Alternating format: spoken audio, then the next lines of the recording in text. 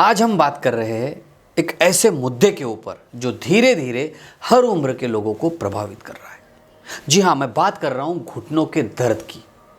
ये समस्या अब सिर्फ बुजुर्गों तक सीमित नहीं है, बल्कि कम उम्र में भी घुटनों का दर्द एक सामान्य समस्या बनती जा रही है। WHO का रिपोर्ट अगर देखें तो उसके अनुसार भारत में लगभग 25% लोगों को किसी न किसी तरह की घुटने की समस्या का सामना करना पड़ रहा है। लेकिन दोस्तों, क्या आप जानते हैं घुटनों का जो दर्द है अक्सर हमारी गलतियों से ही, जी हाँ फिर से बता रहा हूँ, घुटनों का दर्द अक्सर हमारी गलतियों से ही और कुछ लापरवाहियों से ही बढ़ सकता है। और इसीलिए आज मैं इस वीडियो में आपको बताने वाला हूँ कि अगर आपको घुटनों का दर्द है या फिर अगर आप चाहते हैं कि आपके घुटनों में दर्द ना हो तो वो कौन कौन सी गलतियाँ हैं जिनसे आपने बचना चाहिए। इस वीडियो में मैं आपको बताऊँगा घुटनों के दर्द के क्या होते हैं कारण, और तीसरी चीज़ मैं आपको बताऊंगा ऐसे ज़बरदस्त घरेलू नुस्खे जो आपके लिए बहुत ही फायदेमंद साबित होंगे। नमस्कार दोस्तों, मैं डॉक्टर शीतल टोंग से बहुत बहुत स्वागत करता हूं डॉक्टर टोंग से होम्योपैथी पे। छोटा सा काम कीजिए, नीचे बटन है, चैनल को सब्सक्राइब कीजिए, आपके बहुत काम की वीडियोस है। सबसे पहले समझते हैं घुटनों के दर्द में क्या होते हैं प्रमुख कारण। इसका पहला कारण है गलत जीवन शैली। जी हाँ, लंबे समय तक अगर आप बैठे रहते हैं, एक ही जगह पर बैठते हैं, शरीर की जो मूवमेंट है वो कम है, खान पान की तरफ अगर आप अनदेखा करते हैं, आपके खान पान में अगर गड़बड़ी है तो इससे भी ये तकलीफ बढ़ सकती है। दूसरा कारण होता है ज़्यादा वेट होना, अत्यधिक वज़न। जी हाँ, घुटनों पे अत्यधिक वज़न की वजह से प्रेशर बनता है और जिसकी वजह से दर्द शुरू हो सकता है या फिर अगर आपको तकलीफ है तो वो बढ़ सकती है। घुटनों में दर्द का तीसरा मुख्य कारण होता है ऑस्टियोआर्थराइटिस या फिर अर्थराइटिस या फिर रूमेटॉइड अर्थराइटिस। किसी भी तरह का अगर अर्थराइटिस है या स्पेशली ऑस्टियोआर्थराइटिस, जैसे जैसे उम्र बढ़ने लगती है आपकी हड्डियां घिसने लगती है, घुटने घिसने लगते हैं, उसके अंदर जो तेल होता है वो कम होने लगता है और जिसकी वजह से ये तकलीफ होने लगती है। और इसीलिए कुछ बातों की तरफ विशेष ध्यान देना चाहिए जिनके बारे में मैं अभी आपको बताने वाला हूँ। चौथा इसका कारण होता है अगर कोई पुरानी चोट लग जाए, कोई दुर्घटना हो जाए तो उससे भी कुछ दिनों के बाद ये तकलीफ बढ़ने लगती है। पांचवा कारण समझना भी बहुत ज़रूरी है क्योंकि ये भी मुख्य कारण है। कुछ पोषक तत्वों की अगर कमी आपके शरीर में हो जाती है, जैसे आपके शरीर में कैल्शियम की कमी हो जाती है, विटामिन डी आपके शरीर में कम हो जाता है, या फिर ओमेगा 3 फैटी एसिड की कमी अगर आपके शरीर में हो जाए तो हड्डियाँ कमज़ोर हो जाती है। चलिए अब जानते हैं कि वो कौन सी गलतियाँ हैं जिनसे आपको बचना चाहिए, क्योंकि ये गलतियाँ अगर आप करेंगे तो आपके घुटने का जो दर्द है वो बढ़ जाएगा। बहुत बार ऐसा होता है, काफ़ी पेशेंट्स को मैं देखता हूँ, पेशेंट को ऐसा लगता है कि अगर मैं मूवमेंट ना करूँ, अगर मैं नीचे बैठना छोड़ दूँ तो मेरी हड्डियाँ और कमज़ोर हो जाएगी, हो सकता है मैं शायद आगे बैठ ही ना पाऊँ। ऐसे काफ़ी थॉट्स उनके दिमाग में होते हैं और इसीलिए दर्द के बावजूद भी वो ज़बरदस्ती नीचे बैठने की कोशिश करते हैं। और इसीलिए इन गलतियों की तरफ विशेष ध्यान देना है, इन गलतियों को आपने नहीं करना है। पहली गलती है लंबे समय तक एक जगह पर बैठे नहीं रहना है। अगर आप ऑफिस में काम करते हैं तो थोड़ी थोड़ी देर के बाद आपने उठना चाहिए, क्योंकि बहुत देर तक अगर आप बैठे रहेंगे तो आपकी घुटने की मांसपेशियां कमज़ोर हो सकती है। साथ ही याद रखिए, अगर आपकी उम्र ज़्यादा है और आपको डॉक्टर ने एडवाइस किया है नीचे ना बैठने के लिए, तो आपको नीचे नहीं बैठना है, आपको चेयर पर ही बैठना है।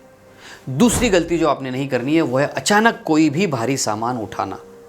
आप तैयार नहीं है, आपकी बॉडी रेडी नहीं है और आप एकदम से कोई सामान उठा लेते हैं तो इससे आपके घुटनों के ऊपर दबाव बन सकता है। तीसरी गलती, गलत तरीके से एक्सरसाइज करना। बस कहीं देख के, कहीं पढ़ के हम लोग खुद के मन से एक्सरसाइज करना शुरू कर देते हैं जो आपके घुटनों के लिए नुकसानदेह हो सकता है। काफ़ी पेशेंट्स को मैंने ऐसे भी देखा है, जब घुटनों में दर्द होता है तो वो घुटनों के एक्सरसाइजेस चालू कर देते हैं और वो ऐसे व्यायाम होते हैं जो उन्हें हम करने के लिए ना कहते हैं। तो याद रखिए, जब भी आपको घुटनों में दर्द हो और आप एक्सरसाइज करना चाहे तो डॉक्टर की सलाह से ही एक्सरसाइज कीजिए। चौथी गलती जो आपने नहीं करनी है और वो है अगर आपको तकलीफ है तो रेस्ट ना करना। लोग क्या करते हैं, काम पे लग जाते, तो ऐसा नहीं करना है। अगर आपके घुटने में तकलीफ है तो आपको आराम करना है, सीढ़ियाँ ज़्यादा चढ़ना या उतरना नहीं है। पांचवी गलती जो आपने नहीं करनी है और वो है दर्द को नज़रअंदाज नहीं करना है और खुद के मन से पेन किलर्स नहीं लेनी है। रोज़ाना बहुत सारे पेशेंट्स को मैं देखता हूँ जो घुटनों के दर्द के लिए मेरे पास आते हैं, वो क्या करते हैं, पेन किलर मेडिकल से जाके लेके आते हैं और खा लेते हैं। देखिए, पेन किलर से आपको एक दिन अच्छा लगेगा, लेकिन इससे आपकी तकलीफ परमानेंटली ठीक नहीं होगी। टेम्परेरीली स्वेलिंग कम हो जाएगी लेकिन बाद में बढ़ सकती है, इसीलिए डॉक्टर को दिखाइए। और अगर आप पेन किलर नहीं खाना चाहते तो मैं आपको सजेस्ट करूंगा आप होम्योपैथी की दवाई लीजिए। होम्योपैथी में ऐसी बहुत अच्छी अच्छी मेडिसिन है जो घुटनों के दर्द में बहुत अच्छा राहत आपको दिला सकती है। काफ़ी बीमारियों में पूरी तरह से ये ठीक कर सकती है। तो आपको ऑपरेशन की भी ज़रूरत नहीं पड़ेगी, पेन किलर खाने की भी ज़रूरत नहीं पड़ेगी। चलिए अब मैं आपको बताने वाला हूँ घुटनों को स्वस्थ कैसे रखें, कौन सा है वो उपाय। तो पहला उपाय जो आपने करना है, सही खान पान, कैल्शियम युक्त भोजन आपने करना है। कौन सी चीज़ों में कैल्शियम है? दूध, दही, पनीर, हरी पत्तेदार सब्जियां ज़्यादा खाइए। ओमेगा 3 फैटी एसिड आपने लेना चाहिए। किस में होता है? मछली में, अखरोट में, अलसी के बीज में। विटामिन डी के लिए आपको थोड़ा समय बाहर बिताना है, हल्की सी धूप में आप जा सकते हैं, या फिर बहुत लेवल अगर कम है तो सप्लीमेंट भी डॉक्टर की सलाह से ले सकते हैं। दूसरा काम, आपको वेट को नियंत्रित करना है। वेट को नियंत्रित कीजिए, डाइट के ऊपर कंट्रोल कीजिए। नंबर 3, बिना साइड इफेक्ट की होम्योपैथी की दवाई है, उसके बारे में मैंने आपको बताया। आप मुझसे भी कंसल्टिंग कर सकते हैं या फिर किसी अच्छे होम्योपैथिक डॉक्टर को दिखा सकते हैं।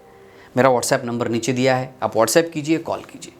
नंबर 4, आप एक्सरसाइज और व्यायाम कीजिए, लेकिन याद रखिए आप फिजियोथेरेपिस्ट को दिखाइए, डॉक्टर को दिखाइए। सही तरीके के एक्सरसाइज कौन से है आपके लिए समझ लीजिए और फिर चालू कीजिए। नंबर 5, बैठते वक्त सही पोस्चर में बैठिए। अगर डॉक्टर ने आपको एडवाइस किया है नीचे ना बैठने के लिए तो बिल्कुल भी नीचे मत बैठिए। नंबर 6, अगर आपको बहुत ज़्यादा दर्द है तो थोड़ा आराम कीजिए। चलिए अभी मैं आपको बताऊंगा ज़बरदस्त घरेलू नुस्खे जो आपकी तकलीफ को कम कर सकते हैं। पहला सिंपल घरेलू नुस्खा है हल्दी वाला दूध। जी हाँ, हल्दी में एंटी इन्फ्लामेटरी गुण होते हैं जो सूजन को यानी कि स्वेलिंग को कम करते हैं, तकलीफ में राहत दिलाते हैं। दूसरा सिंपल उपाय है तिल का तेल। अब क्या करेंगे, तिल के तेल से हल्के हाथों से आप मसाज कर सकते हैं, लेकिन रगड़ना नहीं है, जोरों से नहीं लगाना है। नंबर 3, मेथी के दाने भी आपके लिए बहुत फायदेमंद है। कैसे लेंगे? रात भर भिगोने हैं और सुबह उठने के बाद इन्हें आप खा सकते हैं, या फिर मेथी के दानों का पेस्ट बनाकर भी आप पैरों पे लगा सकते हैं, जहां पर दर्द है उस हिस्से पर लगा सकते हैं। नंबर 4, नी बेल्ट का इस्तेमाल भी आप कर सकते हैं, आपने ज़रूर करना चाहिए। जी हाँ, नी बेल्ट एक सपोर्टर की तरह काम करता है, आपके घुटने को पकड़ के रखता है और ज़्यादा घिसने से बचाता है। आखिरी में मैं आपसे एक ही अपील करना चाहूँगा, अगर आपको घुटनों का दर्द है तो मानसिक रूप से आपने प्रभावित नहीं होना है। इसका इलाज आप सही तरीके से कर सकते हैं। अपने जीवन शैली में कुछ बदलाव करने हैं, कुछ परहेज करने हैं, खान पान की तरफ ध्यान देना है, सही तरीके की ट्रीटमेंट लेनी है। अगर ये वीडियो आपको बहुत अच्छा लगा, जानकारीपूर्ण लगा, तो ज़रूर इसे शेयर कीजिए ताकि बाकी लोग भी इन गलतियों से बच सके। तो हंसते रहिए, मुस्कुराते रहिए, अपना और अपने परिवार का बहुत बहुत ख्याल रखिए। धन्यवाद।